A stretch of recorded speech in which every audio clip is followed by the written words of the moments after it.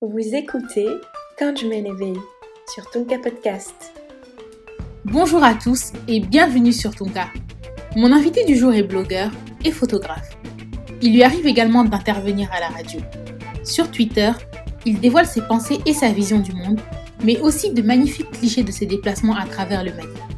Aujourd'hui, nous avons souhaité lui donner la parole afin qu'il nous parle de lui, de son métier et de ses passions, sous le prisme de tout ce qui l'anime au quotidien, avec toute l'authenticité qui le caractérise. Je m'appelle Adey Fofana et vous écoutez Quand je m'éveille.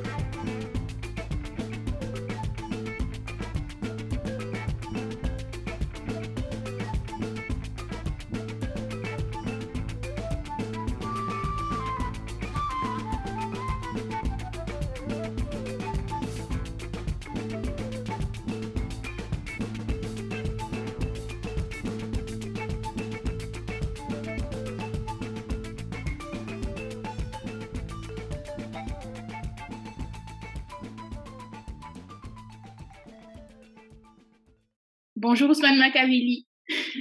Bonjour Adèle, comment ça va? Ça va et toi? Ouais, ça va très bien. Dieu merci. Est-ce que tu peux te présenter à nos auditeurs et nous en dire un peu plus sur toi, sur ton parcours, etc. Ok, je suis Ousmane Traoré, Ousmane Ouarabili sur les réseaux sociaux. Hmm, que dire de plus? Je suis blogueur, photographe. Euh, c'est toujours compliqué de parler de moi, mais à la J'imagine. base, je suis philosophe de formation. J'ai fait philosophie à l'université de Bamako. Après, je commençais à donner des cours dans des lycées, etc. Mais l'enseignement, à un moment, ça commençait à me déplaire. Donc, je me suis orienté vers autre chose. J'ai commencé à m'intéresser au journalisme, au blogging, au développement web et ainsi de suite. Donc, c'est là que j'ai découvert aussi que la communication digitale, parce qu'en ce moment, Internet commençait à devenir un peu moins cher, un peu plus accessible au Mali. Et il n'y avait pas beaucoup de blogueurs. C'est comme ça aussi que j'ai rencontré des gens, j'ai découvert le blogging, le journalisme. Donc, on a commencé à écrire et à participer à des concours. C'est comme ça que j'ai intégré Mondoblog, etc. Et puis, dans le blogging, j'étais vraiment animé par la volonté de raconter le Mali. Et au fil des articles, j'ai quand même remarqué que les gens ne lisent pas beaucoup. Et c'est ça aussi qui nous motivait à écrire encore plus. Mais quand on bloguait, on s'est rendu compte aussi que bloguer, c'est pas seulement faire des articles, c'est aussi faire des vidéos, faire des photos et ainsi de suite. J'ai commencé à m'intéresser un peu aussi à la vidéo, à la photographie, etc. Et maintenant, je fais un peu des deux, mais les gens me connaissent beaucoup plus en tant que photographe que blogueur maintenant. Tout à fait. Et je Ouais. voulais te demander pourquoi Ousmane Makaveli et pas Ousmane Traoré sur les réseaux sociaux, sur ton blog, etc. Ah, c'est vrai qu'on me demande la question beaucoup de fois. Il arrive beaucoup de fois que les gens oublient mon nom de famille et qu'ils écrivent Ousmane Makaveli. Je me rappelle que j'avais fait une formation, au lieu d'écrire Ousmane Traoré, ils avaient mis Ousmane Makaveli comme nom de famille. En fait, quand j'ai commencé à faire du blogging, je voulais quelque chose de distinctif. Parce que quand tu mettais Ousmane Traoré, il y avait une tonne d'Ousmane Traoré qui s'affichait. C'est vrai. Donc, ouais, donc j'ai mis Makaveli parce que je lisais un peu Nicolas Machiavel, que j'ai Oui. découvert à l'université, Le Prince, et mon rappeur préféré, Tupac, aussi se faisait appeler Machiavelli. Donc Ok. c'était quelque chose faire le lien entre les deux. D'accord. Eh ben, dis donc, t'as fait un lien entre Machiavel et Tupac. C'était bien trouvé. Oui. Et du coup, c'est resté maintenant. À la maison, on m'appelle Machiavelli. J'ai dit, OK, ça c'est parti. Oui, je pense que ça va plus te lâcher, hein. Non, c'est sûr. Ok, super. Et tout à l'heure, tu as anticipé du coup sur ma question, effectivement, pour savoir donc comment est-ce que le blog ça a commencé. Tu nous as dit que c'était avec des amis journalistes quand tu as commencé à Mhm. t'intéresser un peu à autre chose. Et tu t'es Oui, rendu compte effectivement que bloguer, c'était pas que écrire et qu'il y avait aussi cette dimension d'image parce que les gens aujourd'hui, je trouve qu'on est dans une génération quand même d'image Mhm. Et effectivement, qu'est-ce que toi tu dirais sur le fait que les jeunes Maliens ne lisent pas beaucoup? Est-ce que c'est dû au manque d'accès à la culture? Est-ce que c'est dû tout simplement à un désintéressement vis-à-vis de tout ce qui concerne la littérature? Est-ce que c'est parce qu'on pense que c'est quelque chose d'élitiste? Quel est ton regard là-dessus, en fait, sur le fait que les jeunes ne lisent pas beaucoup? Euh, Moi, je pense que c'est seulement que les gens ignorent tous les bienfaits de la lecture. Ils ignorent que ça doit faire partie intégrante de notre vie. Par Mhm. exemple, c'est rare ici de voir un tonton, un frère avec un journal en train de lire des magazines ou des livres. Par exemple, moi, dans mon cas, j'ai fait que les écoles publiques. On sait que, par exemple, à l'université, on a fait plus de 2 années blanches où il n'y avait pas d'école. Mais la chance, c'est qu'à la maison, on voyait les parents lire. Et du coup, on s'est dit, oui, ah, donc ça doit être quelque chose d'important. Ça, c'est quelque chose à récolter. On ne voit pas les gens lire et on ne voit pas l'intérêt de la chose. Donc, les gens ici intéressent pas. Aussi, il n'y a pas l'environnement qui est propice à ça. Il n'y a pas beaucoup de bibliothèques, il n'y a pas beaucoup d'endroits qui font la promotion de la culture, etc. Et je pense que c'est ça qui empêche les gens de dire. Sinon, il n'y a aucune raison. S'il y a des initiatives pour pousser les jeunes à aller vers ça, je pense que ça va bien sûr que ça va marcher. Mais jusqu'à présent, il faut que les gens voient l'exemple. Il faut que la lecture, les livres fassent partie de notre quotidien de tous les jours, de notre quotidien.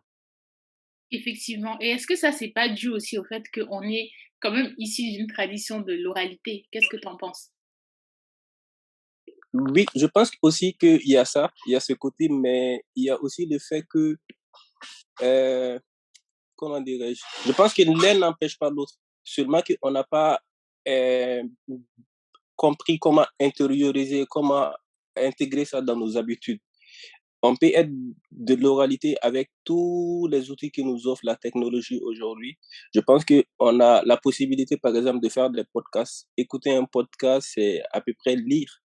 Donc, il y a toute cette oralité-là qu'on peut écrire pour partager, pour donner une dimension beaucoup plus universelle.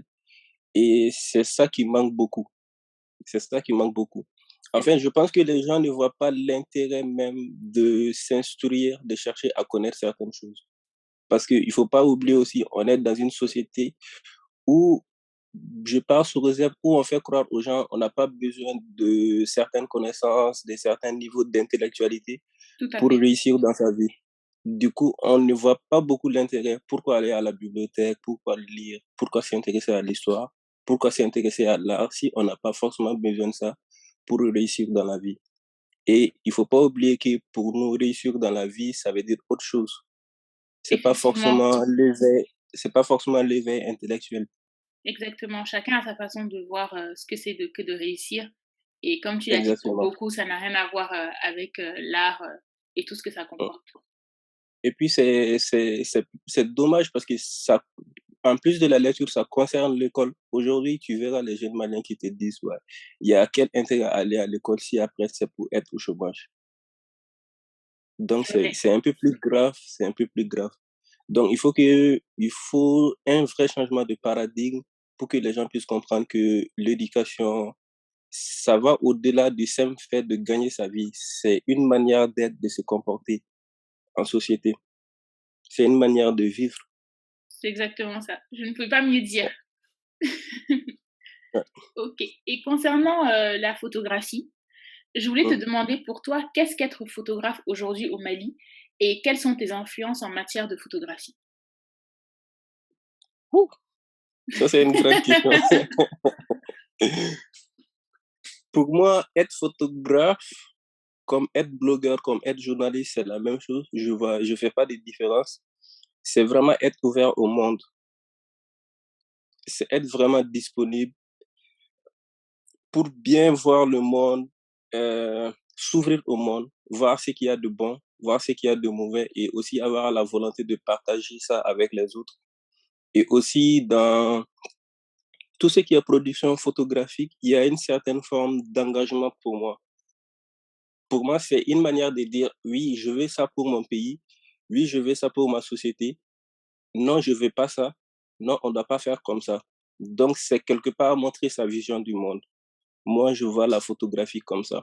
C'est un outil aussi pour dire aux gens, oui, ça va chez moi, non, ça va pas, on devrait faire comme ça. Donc, pour moi, c'est une des meilleures formes de communication, de parler aux gens. C'est une très belle définition de la photographie. Ouais. Et donc, on veut connaître tes influences, si tu en as bien sûr, en matière de Ah, il y en a photographie. beaucoup. Les photographes qui m'ont influencé à la base, c'est d'autres blogueurs. Parce que on est dans une communauté de blogueurs. Il y a des gens comme Fatimata Harbert de Tombouctou, Georges Atino, qui avait aussi un blog Amadar, qui c'était aussi sur la culture. Donc, eux deux, ils ont été les premiers blogueurs à faire des photos de rue et qu'ils partageaient sur les réseaux sociaux. Donc, ça m'a beaucoup influencé. J'ai regardé ce qu'ils faisaient et puis moi aussi, je me suis mis, on a continué. On a même fait des campagnes, Mon Beau Mali, où on se promenait, on prenait des photos des endroits magnifiques du Mali qu'on partageait, ça a pris.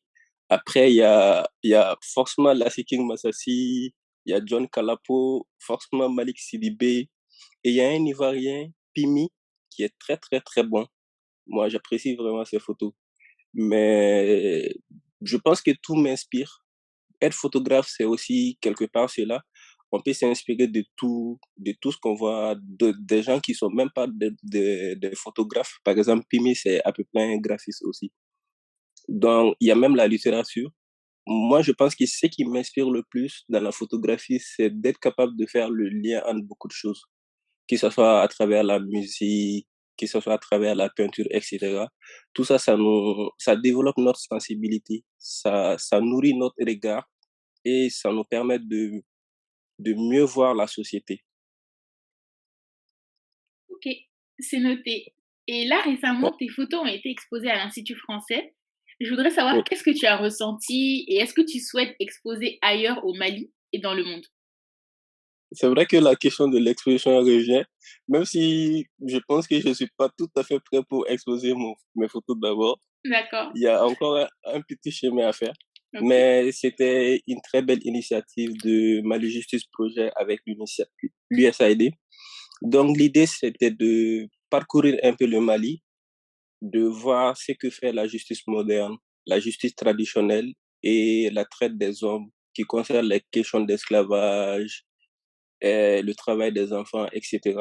Donc on a fait Kangaba, Yelimani, Mopti, Tombouctou, Gao et Bamako. On a fait des photos et puis on a exposé ça. Moi, j'ai visité des zones minières, j'ai discuté avec des esclaves, Akai, etc. C'était une très belle expérience enrichissante. Quelque part, ça permet aussi de montrer que le Mali est vaste avec des problèmes assez différents selon les localités. Donc, on ne peut pas apporter les mêmes solutions parce qu'on n'a pas les mêmes problèmes selon les régions. Mais on a différents problèmes et beaucoup, beaucoup de problèmes au Mali. Mais malgré tout ça, on sait aussi que ça va. Donc, c'est à peu près ces deux trucs qu'on essaie de transmettre avec nos photos. C'était une belle exposition. Je pense que les gens ont vraiment apprécié. Et puis, on nous dit que ça va continuer un peu partout au Mali pour exposer les photos dans d'autres régions. En tout cas, on espère qu'un jour, on verra tes photos partout dans le Mali et surtout partout dans le monde. Inch'Allah, Inch'Allah, on va Oui, travailler pour ça.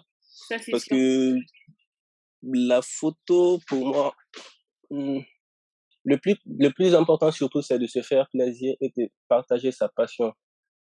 Aujourd'hui, quand on se met dans quelque chose, surtout avec les réseaux sociaux, on voit généralement que ça marche. Si on se base sur ça, on ne prend pas le temps de bien travailler son art et d'aller dans les profondeurs de ses propres potentialités. C'est ça qui me fait peur un peu souvent parce que on voit les jeunes, ils sont là, on voit qu'il y a un peu de buzz autour de ce qu'on fait et puis on se dit non, on est au sommet de son art alors que c'est loin d'être le cas. On est encore des jeunes photographes, il y a beaucoup de choses à apprendre pour arriver au niveau des Malik Sidibé et d'exposer un peu partout au Mali et dans le monde d'ailleurs. En tout cas, on ne doute pas que tu arriveras au niveau de Malik Sidibé. Inch'Allah. Inch'Allah. Et quelles sont les difficultés que tu rencontres au quotidien dans ta vie de photographe au Mali? Est-ce qu'il y en a? Euh, hmm, il y en a pas mal. Déjà, avoir accès, devoir même pour payer les appareils dont on a besoin pour son travail, c'est compliqué.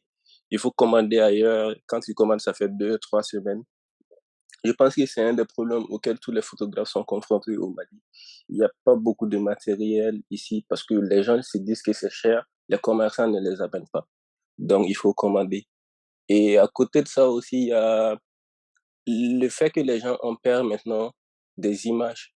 Partout où tu vas, quand tu fais une photo, les gens disent, ah, tu vas vendre mes images, tu vas exposer chez les blancs pour te faire de l'argent sur ça. Ou bien les gens se disent, ils comprennent pas pourquoi tu fais notre photo. C'est pour nous exposer à des risques, je sais pas, tu viens nous exprimer, etc. Donc, il y a tout un travail à faire pour dire aux gens, non, je fais des photos pour ça, je fais des photos parce que c'est important, j'essaie de capturer tout ce qui se passe d'intéressant au Mali. Donc, le plus dur du travail, c'est de convaincre les gens d'accepter d'être pris en photo. Je pense que les gens ont une phobie des photos, je comprends pas, mais c'est assez difficile.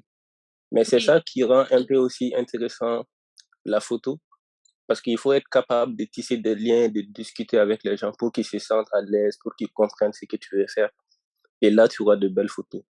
oui, pour ça, Donc, il y a il te faut beaucoup d'empathie et de pédagogie, en fait. exactement, exactement. Sinon, sans ça, c'est vraiment impossible. Et moi, c'est ça aussi qui m'intéresse un peu dans la photo. Le fait d'aller vers les gens, de s'ouvrir, de discuter avec eux. C'est aussi une expérience humaine enrichissante. Donc, la difficulté dans la photo, c'est aussi ce qui fait le charme de la photo. D'accord. Et est-ce que tu choisirais la photographie ou le blogging? Ne me dis pas les deux. Mm. Et pourquoi l'un ou l'autre? Euh, je pense que maintenant, c'est compliqué parce que j'arrive plus à écrire. Je D'accord, pense que ça la arrive. photographie la photographie a pris le dessus, mais je pense que l'écriture restera toujours dans ma vie. Et c'est ce que j'ai connu en premier et puis ça va continuer. Ça va continuer, j'ai des projets par rapport à l'écriture. Donc, je choisis forcément l'écriture. Parce que je pense que l'écriture, ça te permet de prendre le temps, d'entrer vraiment en soi, de sortir, de réfléchir, de mettre vraiment à nu ses sensibilités. L'écriture, ça nous appartient vraiment. Je pense que quand on fait une photo, c'est pas qu'à nous, ça, c'est à tout le monde. Mais quand tu écris, c'est quelque chose qui t'appartient. Tu as le choix de partager ou de ne pas partager, mais le simple fait d'écrire, ça te fait du bien.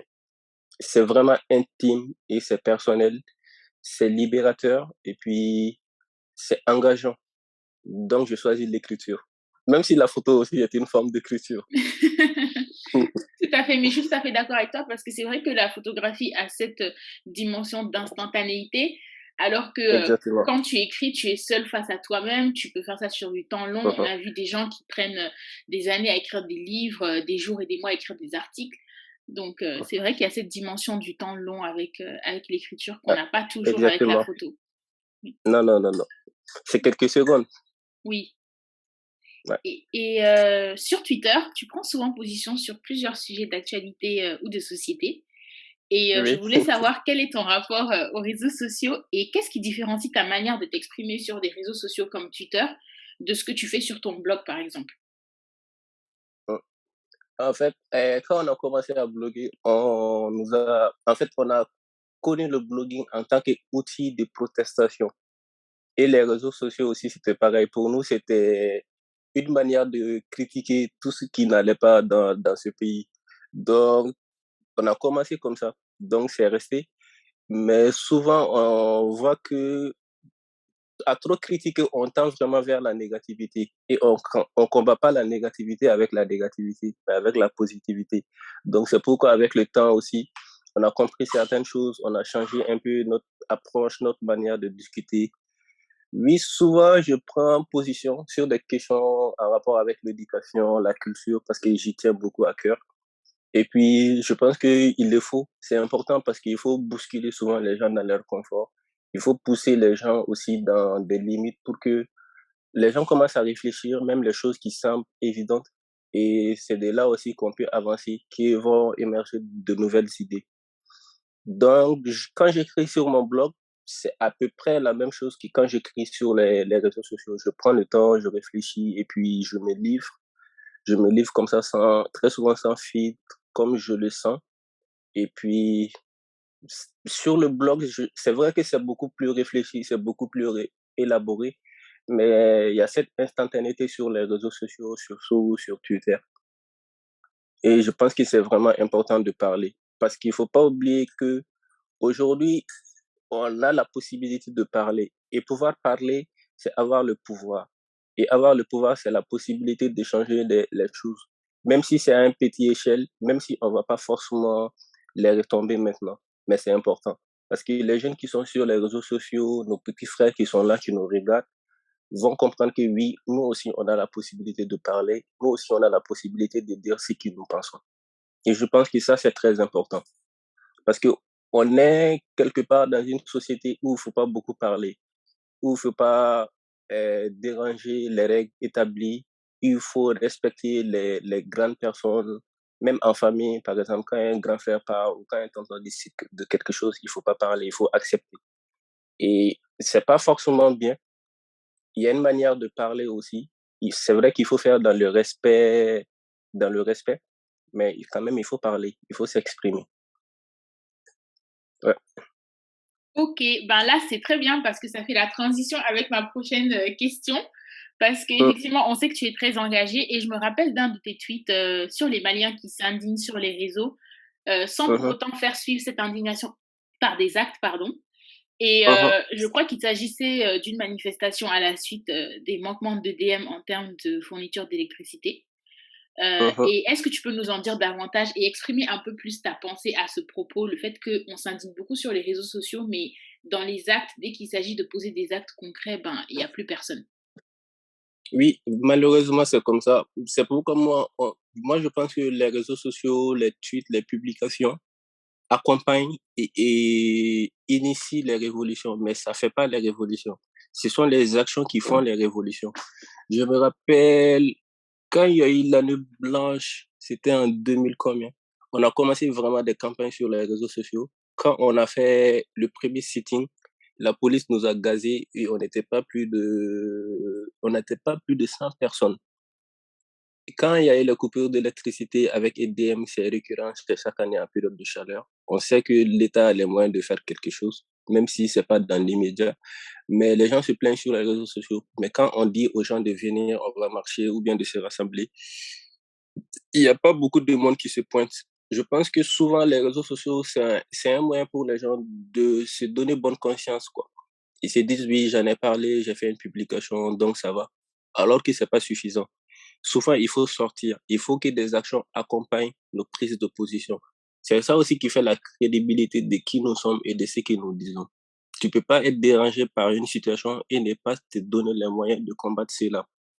Moi, ce qui me fait mal, et quelque part, c'est qui m'a aussi fait comprendre que sur les réseaux sociaux, c'est vraiment sur les réseaux sociaux, c'est un endroit pour se défouler seulement. C'est surtout par rapport à l'éducation.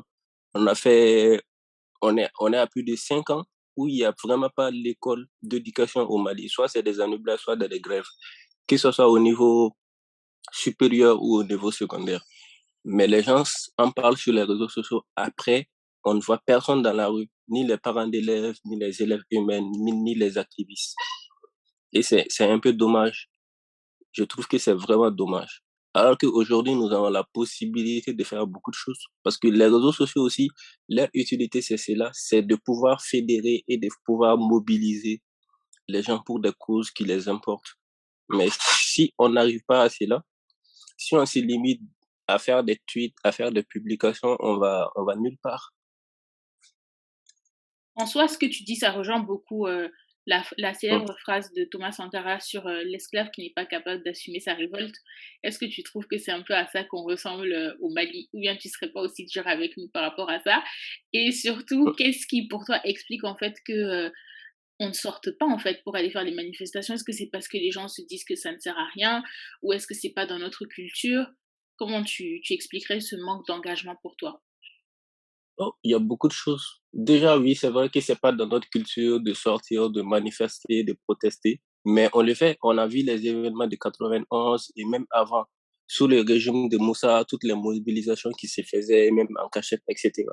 Mais je pense quelque part que la population, les jeunes n'ont plus confiance aux leaders qui les représentent. Parce qu'à chaque fois que les gens sortent derrière quelqu'un, après, on voit que cette même personne quand arrivent à un certain niveau, les trahissent, ne répondent pas présents aux vraies aspirations pour transmettre les vraies aspirations, les vrais besoins de cette population. C'est quelque chose qui s'est répété jusqu'à tel enseigne qu'on s'est dit, à chaque fois qu'il y a quelqu'un qui est ou qui initie des marches, des mouvements, etc., c'est pour se faire une place au soleil. Du coup, les gens n'ont vraiment plus confiance aux gens qui les représentent, aux leaders qui sont devant eux. Donc, ça a un peu refroidi les gens. Il y a aussi le fait que les gens ne savent pas qu'ils le peuvent. Moi, je pense surtout que c'est ça. Les gens ne se rendent pas compte, le peuple ne sait pas à quel point lui-même il est puissant, que c'est lui qui détient le vrai pouvoir. Ils ignorent cela. Sinon, s'ils savaient qu'ils pouvaient changer les choses, ils allaient le faire. Au fond, ils ne le savent pas. Donc, ils attendent toujours qu'il y ait quelqu'un qui vienne pour les rassembler, pour les diriger, afin qu'ils puissent en fait s'exprimer et montrer leur ras-le-bol. Malheureusement, je pense que c'est ça. C'est l'ignorance, les gens ne savent pas. Sinon, s'ils savaient par exemple qu'ils avaient la possibilité de sortir, de faire des choses, tu peux pas être à la maison. Pendant 3 mois, tu vois ton enfant qui parle pas à l'école et tu es là, tu ne fais rien. Limite, tu trouves ça normal même. On peut pas, c'est vraiment inacceptable dans un pays que on fasse 3 mois et que les enfants ne parlent pas à l'école. Ça doit révolter les gens. Mais quelque part, si les gens ne se révoltent pas, c'est parce qu'ils sont résignés. Ils se disent que non, on ne peut rien. C'est d'autres personnes qui doivent régler. Alors qu'eux-mêmes, ils ont le pouvoir. Quelque part, l'éducation civique et citoyenne au Mali doit aller vers ça. Montrer aux gens qu'ils ont des responsabilités et qu'ils ont des devoirs, que c'est eux les vrais détenteurs du pouvoir au Mali. Et leur montrer les bonnes méthodes aussi de manifester et de montrer leur pouvoir. Vous voyez à quel point souvent les gens sont instrumentalisés, entre guillemets, que ce soit par les leaders religieux, que ce soit par les politiques. Si on voit les gens sortir au Mali, c'est parce qu'il y a des politiciens qui le demandent et que derrière, on a payé les gens pour les faire sortir. Et que ça soit par des convictions religieuses, tel homme est influent et d'une certaine religion, la personne peut se servir de ça pour faire sortir les gens. Mais pour sortir pour les vraies causes démocratiques, pour sortir pour l'avancée du pays, pour sortir pour l'éducation de leurs enfants, c'est compliqué pour eux. Ils comprennent pas que ce soit possible. Alors que vraiment c'est possible. Parce que quelque part, dans l'inconscient des Maliens, on s'est dit, oui, c'est le rôle d'un tel de faire ça, c'est le rôle d'un tel de faire ça, c'est le rôle d'un tel de faire ça. On ne se responsabilise pas nous-mêmes. C'est ça le vrai problème. Il faut que les gens sachent que c'est à nous de faire certaines choses ou bien de pousser d'autres personnes à bien faire leur travail. Ok, c'était très bien dit en tout cas. Ouais. Et dans l'un de tes Merci. billets sur ton blog, Mhm. datant d'il y a un peu plus de 2 ans, je crois, tu insistais sur la nécessité pour chaque Malien d'avoir un blog. Mhm. Qu'est-ce que tu entends par là et quel est le message que tu souhaites faire passer à propos de ça? Oui. Tu vois, au début, on parlait d'oralité. On est un pays, un continent de l'oralité. Notre histoire, il y a notre histoire présente aussi qui ne sont pas écrites. Je pense que le blog, les photos, la musique, l'art en général nous donne aussi cette opportunité de pouvoir raconter ce que nous vivons aujourd'hui au Mali avec nos propres mots, avec nos propres outils, avec notre propre compréhension de la situation. Depuis 2012, par exemple, le Mali traverse une crise. Même hier soir, je le disais, malheureusement, on n'a pas beaucoup de gens, beaucoup d'intellectuels, beaucoup de jeunes qui sont là à raconter ce qui se passe aujourd'hui au Mali. Alors que c'est important, même pour la postérité, pour qu'ils ne commettent pas les mêmes erreurs, pour qu'ils sachent d'où nous venons, par ce que nous avons traversé. Je pense que ce sont ces connaissances-là qui vont permettre aux générations futures de mieux embrasser demain. Parce que nous, on n'a pas eu la chance aujourd'hui de connaître comment était le Mali hier. C'est très compliqué même pour trouver des informations par rapport à notre propre histoire, par rapport à notre propre culture. Même, même moi, pour pouvoir faire mon arbre généalogique, c'était compliqué parce qu'on n'a pas écrit, on n'a pas raconté ces histoires-là. Donc, je pense que si on continue comme ça, on va faire les mêmes erreurs et les générations futures aussi vont faire les mêmes erreurs. C'est pourquoi je pense qu'il est nécessaire pour chaque Malien aujourd'hui d'avoir un espace, un outil pour raconter l'histoire qu'il est en train de vivre. Je pense que c'est très important Et c'est aussi en écrivant, en prenant position, en faisant des productions, qu'on peut réfléchir et aller vers des solutions innovantes qui peuvent répondre aux problèmes que nous connaissons aujourd'hui. Parce que un peuple qui n'écrit pas est un peuple qui n'avance pas. Malheureusement, c'est comme ça. À chaque fois qu'on a vu des révolutions dans le monde, c'est des gens qui ont commencé à écrire. Parce qu'écrire quelque part, c'est réfléchir. Et quand on réfléchit, on va de l'avant. Et surtout, les écrits restent. Les écrits restent. Ça témoigne de qui nous sommes vraiment. Aujourd'hui, c'est compliqué pour nous de savoir qui nous sommes vraiment, de savoir d'où nous venons. Et c'est ce que nous devons écrire. Nous devons écrire aujourd'hui notre propre histoire pour mieux guider les générations à venir. De manière générale, quel regard portes-tu sur la jeunesse malienne et sur les défis auxquels elle fait face? C'est compliqué parce que déjà, il y a plusieurs jeunesses au Mali. Ça dépend des localités. Que si tu es à Sikasso, c'est différent. Si tu es à Kangaba, si tu es au nord, si tu es à Bamako, c'est différent. Les gens n'ont même pas les mêmes préoccupations.